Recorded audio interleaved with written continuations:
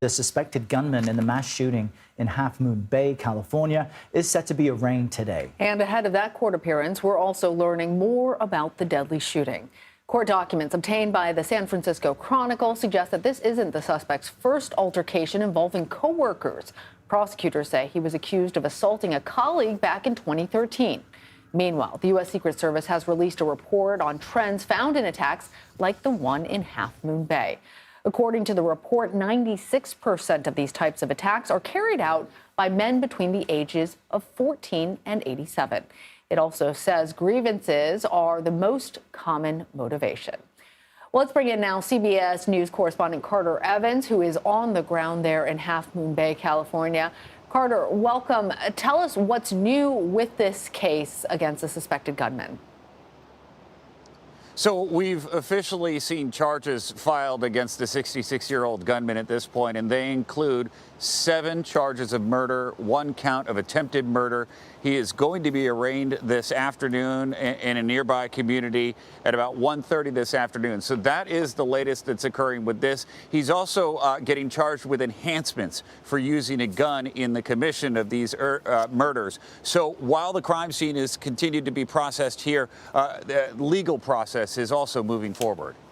And what more do we know about the shooter and his relationship to the victims? We understand this all stems from grievances, perhaps workplace-related or otherwise. So you mentioned how prosecutors had found out about other incidences of violence in his past. They say this appears to be a case of workplace violence. They believe he knew all of these people and at some point had worked at both of these locations with these individuals, and they believe he specifically targeted them. Now, for what reason, we still don't know. Police say he's cooperating, so presumably he's talking with them right now. He did go to the parking lot of the sheriff's station and essentially wait there to be arrested. So hopefully he's talking with investigators and giving them an idea of what is behind this right now. But all they'll say at this point is that this is a case of workplace violence. All right. Carter Evans, thank you very much. Sure. Armored capability, as General Austin will tell you, has been critical. And that's why the United States has committed hundreds of armored fighting vehicles to date, including more than 500 as part of the assistance package we announced last Friday. And today I'm announcing that the United States will be sending 31 Abrams tanks to Ukraine, the equivalent of 1 Ukrainian battalion. Secretary Austin has recommended this step because it will enhance the Ukraine's capacity to defend its territory and achieve its strategic objectives. The Abrams tanks are the most capable tanks in the world. They're also extremely complex to operate and maintain. So we're also giving Ukraine the parts and equipment necessary to effectively sustain these tanks on the battlefield. And we'll begin to train the Ukrainian troops on these issues of sustainment, logistics, and maintenance as soon as possible. Delivering these tanks to the field is going to take time.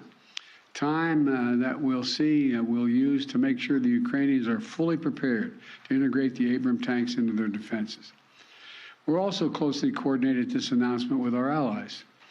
The American contribution will be joined by an additional announcement, including that will be readily available and more easily integrated for use in the battlefield in the coming weeks and months from other countries.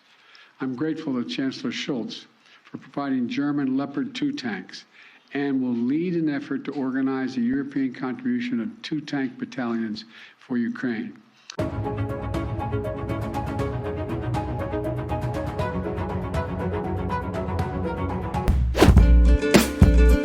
Well, we are learning new information in the Virginia elementary school shooting case. The lawyer representing Abby Zwerner, that's the teacher who was shot by her 6-year-old student, has spoken publicly for the very first time today. Her statement comes as Rich Neck Elementary students get ready to go back to school. They're scheduled to return to class on January 30th.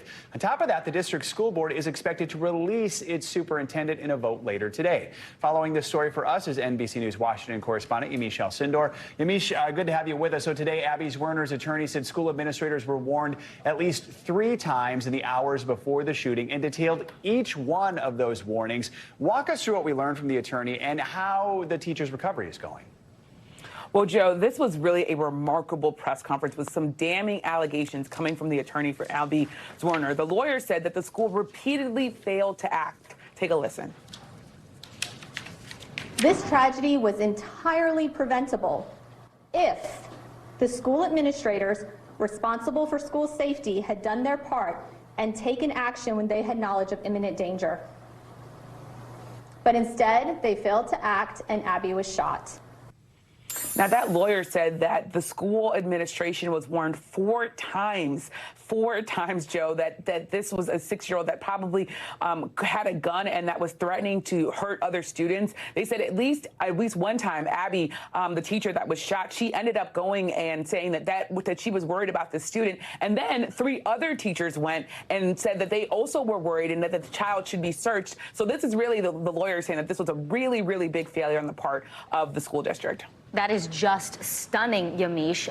NBC also has exclusive reporting that Abby Zwerner texted a loved one just about an hour before she was shot. What more can you tell us about that text?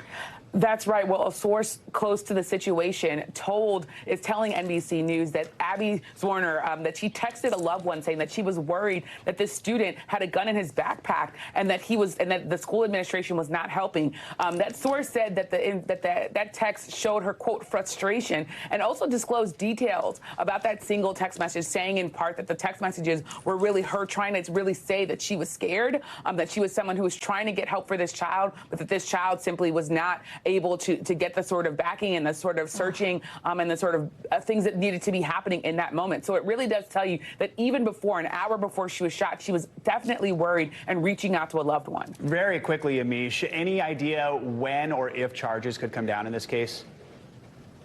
It's a great question. We're not quite sure. We know that school officials are planning to meet tonight now in terms of the what's next.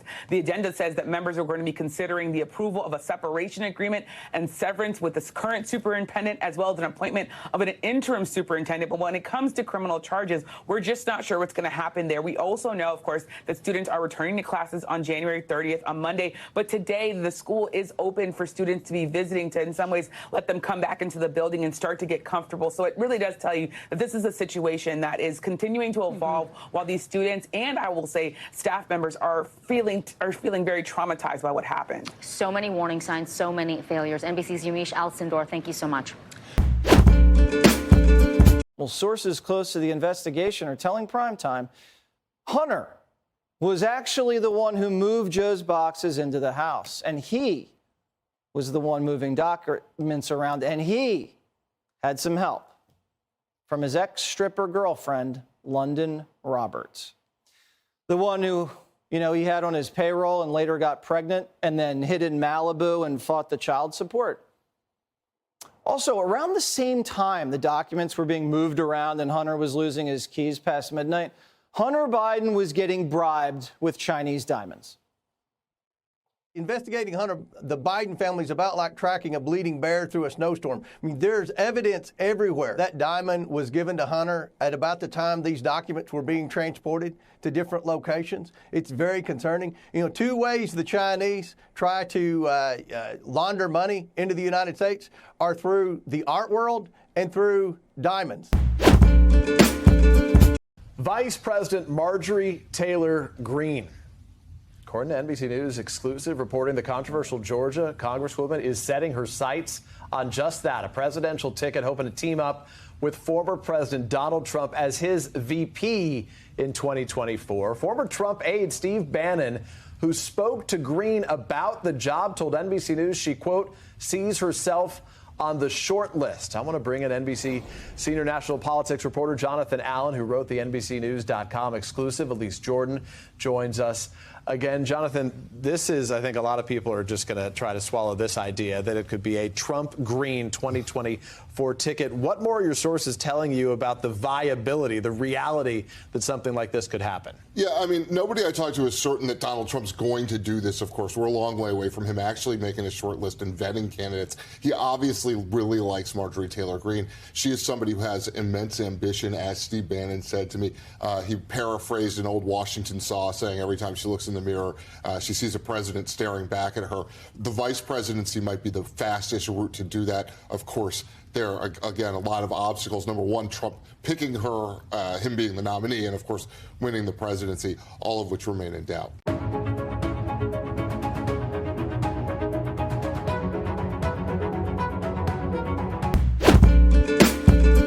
Okay, real quick about GeorgeSantos. He's now clarifying a $500,000 loan he made to his campaign. He's saying it didn't actually come from personal funds. Yeah, look, this is the opposite of clarifying. Santos has made this even more confusing. One of the big mysteries here, and perhaps his greatest legal exposure, is on this question of where did his campaign money come from? Originally on his financial disclosure forms, he had said it was a loan from himself personally. In an amended filing, he now says it's a loan from somebody. It's not clear where this money came from. Almost all the potential answers are bad. Lindsay, I'm out to his campaign manager. We're trying to get some answers on what exactly is going on here. But this has been a focus of investigations, both legal and congressional. Mark this space. We're going to find out, I think, ultimately where this money came from. It could be a really key piece to the kind of Santos mystery and whether or not he gets to stay